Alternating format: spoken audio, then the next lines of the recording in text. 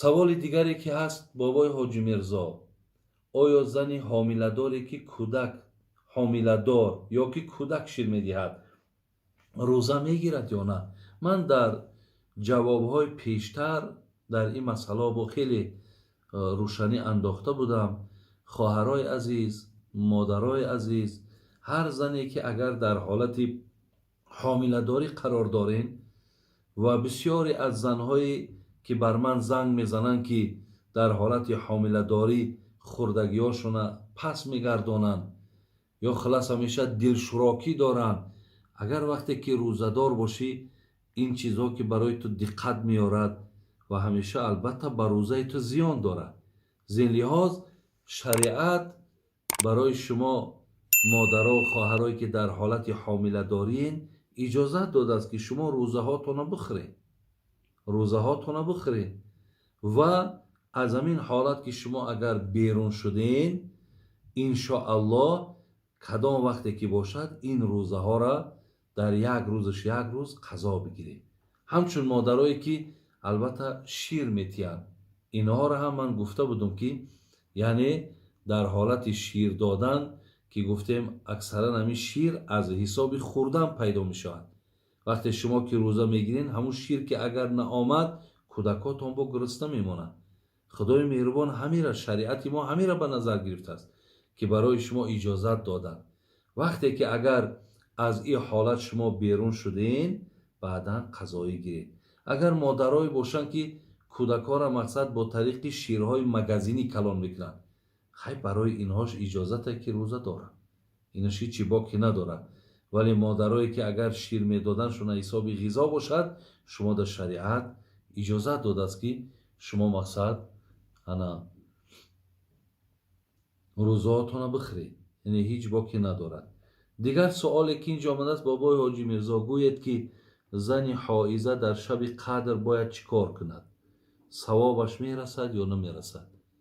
албатта модарову бародарои азиз, шаби қадр ки яке аз рӯзҳои беҳтарини ин моҳи рамазон ҳаст ки шаби ира шабзиндадорӣ кардан баробар аст ба 83 сол зиёдтар аз ибодат, аз 1000 моҳ, ҳатто гӯем нузули малоикаҳо, ҳатто ҳазрати ҷабраил ки дар ин шаб ба мувофиқи ояти қуръон ки дар сураи қадр меояд ба замин поён мешавад.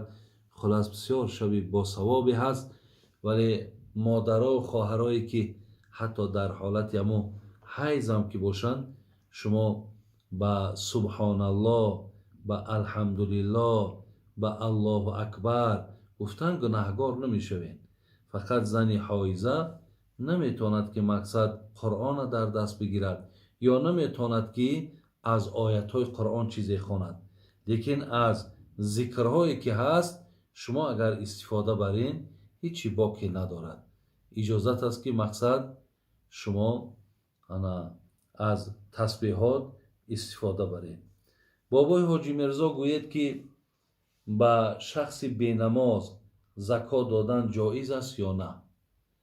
албатта шахси бенамоз вақте ки мо мегем, шумо бародарони азиз як чиза фаромӯш накунед ки дар эътиқоди аҳли суннати валҷамоа одами бенамоза аз дин берун ё кофир намегӯянд.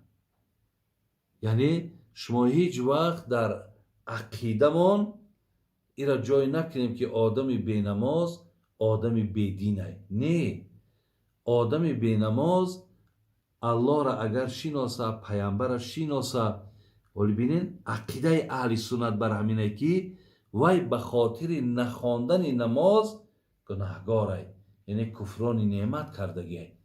лекин вай мусалмонай, бародар азиз, вай муъмин аст. зин лиҳоз барои ӯ додани закотай, додани садақаи фитрай, хоб ҳамаи инҳо албатта албат барои ӯ дурусту ҷоиз аст.